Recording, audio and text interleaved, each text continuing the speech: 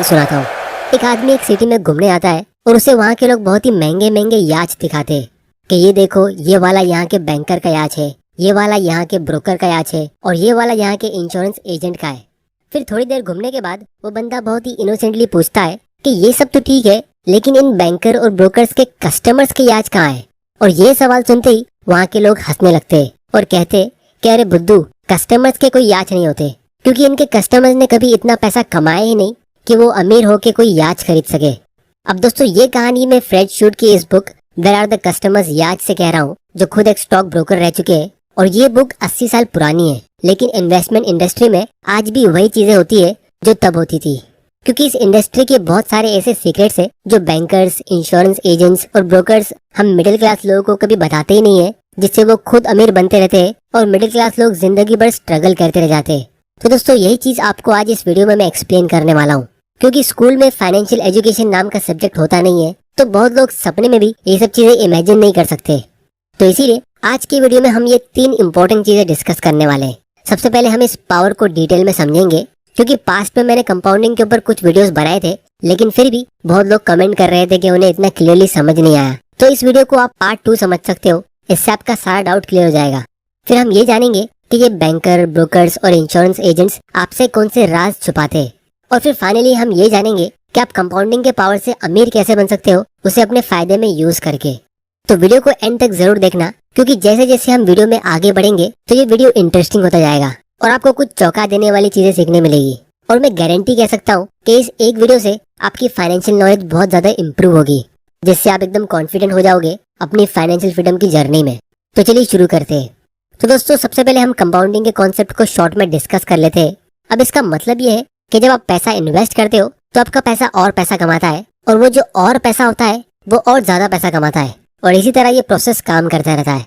अब अगर आपको ये चीज नहीं समझ आई तो मैं इसका एक लाइव एग्जांपल आपको दिखाता हूँ। तो एक क्वेश्चन मैं हमेशा अपने दोस्तों से पूछता हूँ कि अगर आप 10 लाख रुपए किसी स्टॉक में इन्वेस्ट करते हो जो 26% के रेट से ग्रो होता है, तो 30 साल में आपका इन्वेस्टमेंट कितने रुपए का होना चाहिए। तो दोस्तों, मेजॉरिटी लोग ये कैलकुलेशन अपने दिमाग में इतना इजीली कर नहीं पाते, तो मैं उनको एक शॉर्टकट बताता हूँ जिसको हम रूल ऑफ 72 कहते हैं। इसका मतलब ये है कि अगर आप 72 को किसी भी रेट ऑफ इंटरेस्ट से डिवाइड करोगे तो आपको पता चल जाएगा कि कितने साल में आपका पैसा डबल होगा, और फिर इससे आप मैन्युअली अपने दिमाग में ही कैलकुलेशन कर सकते हो कि लॉन्ग टर्म में आपकी वेल्थ कितनी होनी चाहिए। जैसे मान लो अगर आपको एफडी से 7% का इंटरेस्ट मिलता है, अब आजकल तो ये भी नहीं मिलता, लेकिन कैलकुलेशन को सिंपल रखने के लिए हम 7% मान लेते हैं। तो इस हिसाब से आपको 72 को 7 से डिवाइड करना है, तो आपका आंसर आएगा 10, मतलब 10 साल में आपका पैसा डबल होगा। या फिर अगर आपको म्यूचुअल फंड से 15% का रिटर्न मिल सकता है, तो आप 72 को 15 से डिवाइड करोगे और आपका आंसर आएगा 5, मतलब हर 5 साल में आपका पैसा यहाँ पे डबल हो रहा है। तो यहाँ पे अगर हम 72 को 26 से डिवाइड करेंगे तो आंसर आता है 2.77। अब हम इसको राउंड ऑफ करके 3 पकड़ लेते हैं, तो इसका मतलब ये हुआ कि 26% के रेट से आपका पैसा हर 3 साल में डबल हो रहा है। तो अब आप मैन्युअली कैलकुलेशन कर सकते हो कि 3 साल बाद हमारा 10 लाख रुपया 20 लाख में ग्रो होगा, फिर उसके 3 साल बाद यानी टोटल 6 साल बाद वो 40 लाख में ग्रो होगा, फिर उसके 6 साल बाद यानी टोटल 12 साल बाद हमारा पैसा 80 लाख में ग्रो होगा, और फिर 24 साल बाद वो 1.6 करोड़ में ग्रो होगा। तो 30 साल में ये 2 करोड़ के आसपास होना चाहिए। अब दोस्तों, यहाँ पे मेजोरिटी लोग गलती कर देते हैं, क्योंकि अगर आपका पैसा हर 3 साल में डबल हो रहा है तो इसका मतलब ये हुआ कि इसके 3 साल बाद यानी 9 साल बाद ही आपका कैपिटल 80 लाख में ग्रो हो जाएगा, और फिर 12 साल बाद ही ये 1.6 करोड़ में ग्रो हो चुका होगा, फिर 15 साल बाद ये 3.2 करोड़ का होगा। अब दोस्तों, अगर आपको ये टाइम पे कोई ये बोल दे कि देख दोस्त, शुरुआत के 15 साल में तूने 3.2 करोड़ जमा किए, लेकिन अगले 15 साल में तू 99 करोड़ जमा करने वाला है, तो कोई भी इंसान इस बात का यकीन करेगा ही नहीं। लेकिन यही कंपाउंडिंग का मैजिक है, क्योंकि 18 साल के बाद आपकी वेल्थ होगी 6.4 करोड़ की, फिर 21 साल के बाद आपकी वेल्थ होगी 12.8 करोड़ की, फिर 24 साल के बाद 25.6 करोड़, फिर 27 साल के बाद 51.2 करोड़, और फिर 30 साल बाद आपकी वेल्थ होगी 100 करोड़ के ऊपर। और इसीलिए आइंस्टाइन ने इस कंपाउंडिंग के पावर को 8वां अजूबा कहा था, जिसको समझ आता है सिर्फ वो ही कमा पाते हैं। लेकिन दोस्तों, ये सब सुनने में काफी अच्छा लगता है, लेकिन जब हम रियलिटी की बात करते हैं तो ग्राफ इतना स्मूथली ऊपर जाता नहीं है। तो एक कॉमन क्वेश्चन मुझे बहुत लोग पूछते हैं कि सर, स्टॉक्स में हमारा पैसा मार्केट के हिसाब से ऊपर और नीचे होता है, तो इसमें कंपाउंडिंग कैसे काम कर सकता है? क्योंकि थियोरी में हमें कंपाउंडिंग का ग्राफ ऐसा दिखाया जाता है लेकिन प्रैक्टिकल में तो कुछ भी हो सकता है। कभी कभी मार्केट क्रैश भी होता है, तो हमारा पूरा पैसा डूब भी तो सकता है। तो दोस्तों, आप लोगों से मैं एक सिंपल सवाल पूछता हूँ कि अगर आप लोगों को पता चल जाए कि कोई इन्वेस्टमेंट से आपको फिक्स्ड 15% का रिटर्न मिलने ही वाला है, तो लोग एफडी में और दूसरी पॉलिसी में इन्वेस्ट करेंगे ही क्यों? तो इसीलिए जिन लोगों को स्टॉक मार्केट की नॉलेज नहीं होती है, तो वो डायरेक्टली मना कर देते हैं कि यार कौन इतना रिस्क लेगा, क्या पता फ्यूचर में क्या होगा। और यहीं पे मेजॉरिटी बैंक्स और इंश्योरेंस वाले उनको कोई पॉलिसी सेल कर देते फिक्स्ड और सेफ रिटर्न के नाम पे, जिससे एक्चुअली में लोग सेविंग्स कर करके थक जाते, लेकिन उसके बाद भी वो अमीर बनना तो दूर अपना स्टैंडर्ड ऑफ लिविंग मेंटेन भी नहीं कर पाते। इस चीज को हम थोड़ी देर में एकदम डिटेल में एनालाइज करने वाले हैं। लेकिन जिनकी फाइनेंशियल नॉलेज स्ट्रांग होती है, तो उनको एक चीज पता होती है कि लॉन्ग टर्म में जब आप किसी अच्छी कंपनी में इन्वेस्ट करते हो, तो उसका स्टॉक प्राइस चाहे कितना भी फ्लक्चुएट हो जाए, वो लॉन्ग टर्म में ऊपर ही जाएगा। और अगर आपके पोर्टफोलियो में सिर्फ एक कंपनी सक्सेसफुल होती है और बाकी सारी फेल हो जाती है, तो भी आप बहुत अच्छा रिटर्न कमा सकते हो और अमीर बन सकते हो। इस चीज को भी हम वीडियो के लास्ट पार्ट में एकदम डिटेल में समझेंगे। तो इसीलिए कम से कम बुरी से बुरी हालत में भी अगर आप किसी इंडेक्स फंड में भी इन्वेस्ट करते हो, तो आपको इन्फ्लेशन से अच्छा रिटर्न तो मिल ही जाना चाहिए। अब दोस्तों, मैंने इन्फ्लेशन वर्ड इसीलिए यूज किया क्योंकि मेजोरिटी लोग इसको पूरी तरह इग्नोर कर देते हैं और यही सबसे बड़ा वेल्थ डिस्ट्रॉयर होता है। 1985 में 1 किलो गेहूं 1 रुपया 25 पैसे में मिलता था, और फिर महंगाई की वजह से धीरे धीरे करके इसका प्राइस बढ़ता गया। हर साल ये 5 पैसा 10 पैसा ऐसा बढ़ बढ़ के 2005 तक ये 5 रुपीज पर किलो हो गया। लेकिन फिर 2010 में ये डायरेक्टली 10 रुपीज पर किलो हो गया। मतलब 20 साल में 1985 से 2005 तक ये सिर्फ 4 रुपए इंक्रीज हुआ। लेकिन 2005 से 2010 तक ये डायरेक्टली 5 रुपए इंक्रीज हुआ, और फिर 2015 में ये डायरेक्टली 20 रुपीज पर किलो का हो गया। मतलब ये वाले 5 साल में डायरेक्टली 10 रुपीज का इंक्रीज। और अभी आपको पता होगा 1 किलो गेहूं कम से कम 30 से 40 रुपए के आसपास मिलता है, और कुछ जगह पे 50 से 60 रुपए का भी मिलता है। तो अगर आज इसका प्राइस इंक्रीज होता है, तो ये 40 रुपए पे 5 पैसा और 10 पैसा इंक्रीज नहीं होगा। कोई भी दुकानदार इसका प्राइस इतने छोटे अमाउंट से इंक्रीज नहीं करेगा।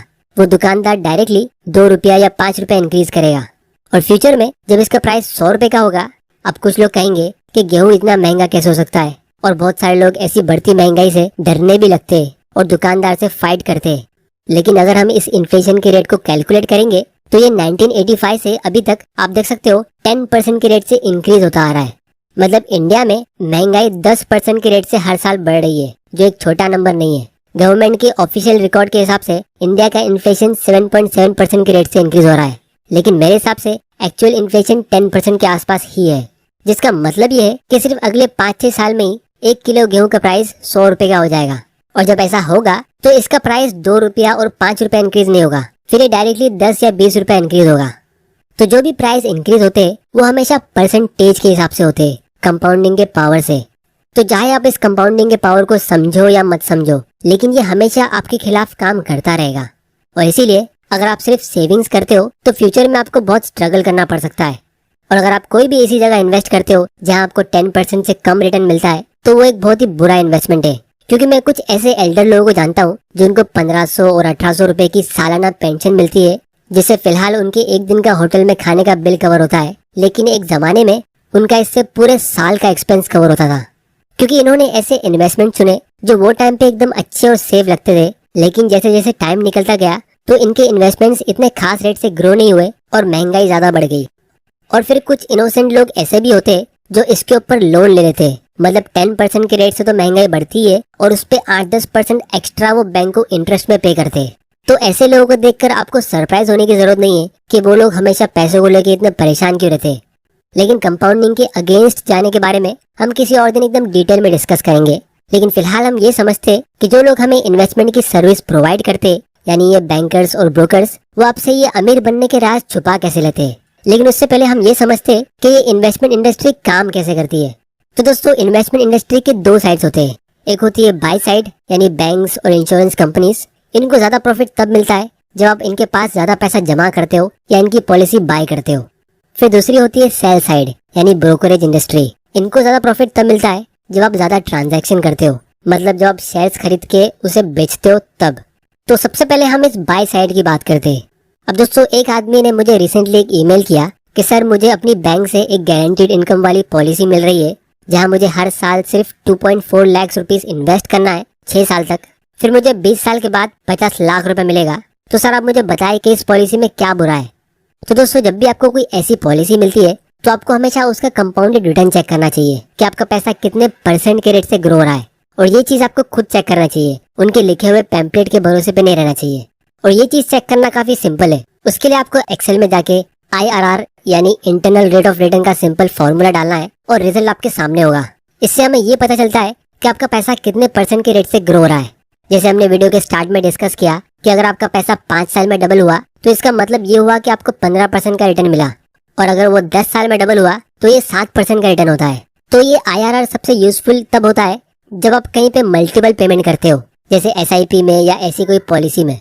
इसकी ज्यादा डिटेल्स हम किसी और वीडियो में एकदम डिटेल में डिस्कस करेंगे, लेकिन फिलहाल यहाँ पे आप देख सकते हो ये स्कीम में आपका पैसा सिर्फ 7.78% के रेट से ग्रो रहा है। मतलब फ्यूचर में इस इन्वेस्टमेंट से आपकी अफोर्डेबिलिटी और कम हो जाएगी, क्योंकि जो चीजें आप आज खरीद पा रहे हो 50 लाख रुपए से आप फ्यूचर में उतनी भी नहीं खरीद पाओगे। मतलब आपका स्टैंडर्ड ऑफ लिविंग नीचे गिरेगा। तो इन शॉर्ट ये अमीर बनने की नहीं बल्कि गरीब होने की स्कीम है। अब दोस्तों अगर आप 50 लाख को देखोगे तो नो डाउट ये एक बहुत ही बड़ा अमाउंट लगेगा और आपको लगेगा कि ये पॉलिसी बहुत अच्छी है, लेकिन आपको ये भी देखना चाहिए कि ये आपको 20 साल बाद मिलेगा। अगर आप ये सेम अमाउंट किसी सिंपल से इंडेक्स फंड में इन्वेस्ट करते हो जिससे आपको 15% का रिटर्न मिलता है, तो आप देख सकते हो वो सेम अमाउंट उसी पीरियड में 1.7 करोड़ में ग्रो होता है। और इसीलिए ऐसी पॉलिसीज की काफी ज्यादा एडवर्टाइजिंग होती है और एजेंट्स को अच्छे कमीशन दिए जाते हैं। और अगर आपको 15% की जगह पर 13% भी रिटर्न मिलता है तो भी आप अच्छी खासी वेल्थ क्रिएट कर लोगे। फिर दोस्तों दूसरे आते हैं सेल साइड वाले यानी ब्रोकर्स। अब दोस्तों जो लोग हिम्मत करके स्टॉक मार्केट में एंटर भी कर लेते हैं तो उनको एक बहुत ही बड़ी प्रॉब्लम का सामना करना पड़ता है, क्योंकि जब भी आप किसी ब्रोकर की सर्विस के लिए साइन अप करते हो तो वो आपको कोई एडिशनल सर्विस फ्री में प्रोवाइड करते हैं। ट्रेडिंग करने के लिए ट्रेनिंग देंगे या मार्केट के अपडेट्स प्रोवाइड करेंगे ईमेल और वीडियोस के थ्रू। और कुछ ब्रोकर्स तो आपको डेली कॉल्स प्रोवाइड करेंगे कि आपको कौन से स्टॉक्स बाय और सेल करने चाहिए। तो लोग खुशी खुशी ये सब चीजें एक्सेप्ट कर लेते हैं, क्योंकि फ्री का पैसा किसको पसंद नहीं है। लेकिन जब आप किसी भी सक्सेसफुल इन्वेस्टर की हिस्ट्री पढ़ोगे जिन्होंने एक्चुअली में स्टॉक मार्केट से अच्छा पैसा कमाया है और उनके इंटरव्यूज सुनोगे तो वो हमेशा long term buy and hold ही रेकमेंड करेंगे कि stock market is a device to transfer money from impatient to patient. यानी जो पेशेंटली इन्वेस्ट करेंगे वो पैसा बनाएंगे और जो बार बार बाय एंड सेल करेंगे वो गवाएंगे। लेकिन अगर सब लोग ऐसा पेशेंटली इन्वेस्ट करने लगेंगे तो इन ब्रोकर्स का पैसा बनेगा कैसे? तो इसका मतलब काफी सिंपल है, अगर ब्रोकर आपको अमीर बनने देगा तो वो खुद भूखा मरेगा। तो इस कॉन्फ्लिक्ट ऑफ इंटरेस्ट की वजह से आपको समझ जाना चाहिए कि ब्रोकर्स आपको उनकी फ्री सर्विस में क्या रेकमेंड करेंगे। वो एकदम स्मूथली आपको कोई एक्स्ट्रा सर्विस प्रोवाइड करेंगे, जैसे डेली अलर्ट्स, ईमेल्स, आर्टिकल्स या वीडियोस के थ्रू मार्केट के अपडेट देंगे कि देखो आज मार्केट क्यों ऊपर गया, हमारा एनालिसिस ये है, या ये देखो ये स्टॉक आज ऊपर क्यों गया। और आपको लगेगा कि आप कुछ सीख रहे हो, लेकिन एक्चुअली में ये डेली फ्लक्चुएशन कुछ काम के होते नहीं है। तो जो लोग स्टॉक मार्केट को डिस्कवर कर भी लेते हैं तो उनमें से 99% लोग ट्रेडिंग करते हैं या फिर हमेशा यही पूछते हैं कि कौन सा स्टॉक लेना है और उसे कब बेचना है, क्योंकि ये ब्रोकर्स और टीवी न्यूज चैनल्स सारे न्यू कमर्स का ब्रेन वॉश कर देते हैं कि स्टॉक मार्केट से आप सिर्फ और सिर्फ बाइंग एंड सेलिंग करके ही प्रॉफिट कमा सकते हो। और इसीलिए किसी भी स्टॉक को 10-20 साल के लिए होल्ड करना लोगों को मजाक लगता है। और इसीलिए वही लोग जो पेशेंटली FD में इन्वेस्ट करके 10 साल में अपने पैसे डबल करने का वेट करते, उनको स्टॉक मार्केट से एक ही हफ्ते में पैसा डबल करके चाहिए होता है, क्योंकि उनको लगता है कि यही मार्केट से नॉर्मल एक्सपेक्टेशंस है। और इसीलिए लोग लॉन्ग टर्म के लिए FD और ऐसी पॉलिसी में इन्वेस्ट करते और शॉर्ट टर्म के लिए स्टॉक मार्केट में ट्रेडिंग करते हैं, जिससे इन बाय साइड वालों का भी फायदा होता है और सेल साइड वालों का भी फायदा होता है। जबकि एक्चुअली में वेल्थ क्रिएशन के लिए आपको करना चाहिए इसका उल्टा। आपको शॉर्ट टर्म के लिए बैंक्स और इंश्योरेंस कंपनीज को यूज करना चाहिए और लॉन्ग टर्म के लिए स्टॉक में इन्वेस्ट करना चाहिए। तो इसीलिए अब हम इस वीडियो के सबसे इंटरेस्टिंग पार्ट की तरफ आते हैं और ये समझते हैं कि आप इस कंपाउंडिंग के पावर को यूज कैसे कर सकते हो अमीर बनने के लिए। तो दोस्तों एक क्वेश्चन मुझे बहुत लोग पूछते हैं कि सर हम स्टॉक्स में इन्वेस्ट तो कर लेंगे, लेकिन बहुत सारी कंपनीज ऐसी भी होती है जो पूरी तरह कंगाल हो जाती है, जैसे सुजलॉन एनर्जी, जेट एयरवेज या वोडाफोन जैसी कंपनीज में अगर हम इन्वेस्ट कर ले तो हमारे पूरे पैसे डूब जाएंगे। तो इसमें कंपाउंडिंग होगी ही कैसे? तो दोस्तों आप लोगों के लिए मैं यहाँ पे एकदम एक्सट्रीम केस सिनेरियो लेता हूँ कि मान लो आप 6 कंपनीज का पोर्टफोलियो बनाते हो और आप सब में इक्वल अमाउंट इन्वेस्ट करते हो, जैसे 1-1 लाख रुपया लॉन्ग टर्म के लिए, मतलब आप 6 लाख इन्वेस्ट करते हो। और फिर हम मान लेते हैं कि आपका डिसीजन मेकिंग इतना खराब निकला कि 6 में से 5 कंपनीज बर्बाद हो जाती है और सिर्फ एक कंपनी सर्वाइव करती है। और ये एक कंपनी भी इतनी ज्यादा सक्सेसफुल भी नहीं होती है कि आपको 25 से 30% का रिटर्न दे दे, ये बस आपको 20% का रिटर्न देती है। तो भी आपके 6 लाख के इन्वेस्टमेंट पे यानी इस पोर्टफोलियो का ये 13% का रिटर्न होता है। और अगर आपकी 6 में से 3 कंपनी सर्वाइव करती है और वही 20% के रेट से ग्रो होती है तो आपके पोर्टफोलियो का रिटर्न 17% का होता है। मतलब आपके 50% डिसीजन रॉन्ग होने के बाद भी आप अच्छा खासा प्रॉफिट कमा लोगे, जो कोई भी एफडी, वेल्थ सेविंग प्लान और म्यूचुअल फंड से काफी ज्यादा अच्छा होगा। तो इन्वेस्टिंग ही एक ऐसी फील्ड है जहां आप गलत होने के बाद भी बहुत सारा पैसा कमा सकते हो। बस आपको ये पता होना चाहिए कि आपको गलती करनी कहाँ है। क्योंकि जब आपका लॉस होता है तो आपका लॉस उतना ही होगा जितना आपने इन्वेस्ट किया था। मतलब पहले वाले केस में 6 में से 5 स्टॉक फेल हुए थे तो आपका सिर्फ 5 लाख रुपए का लॉस होगा। लेकिन जब आपकी कंपनी ग्रो होती है तो उससे आप कंपाउंडिंग से अनलिमिटेड प्रॉफिट कमा सकते हो, जैसे 50 गुना, 100 गुना या 200 गुना भी, जो बाकी सारे लॉस को रिकवर कर लेता है। और दोस्तों ये भी हो सकता है कि कुछ कंपनीज और अच्छे रेट से ग्रो हो जाए, जैसे 25 या 30% के रेट से, या आपकी सारी कंपनीज अच्छा परफॉर्म करे, तब तो आपकी वेल्थ और ज्यादा स्पीड में ग्रो होगी।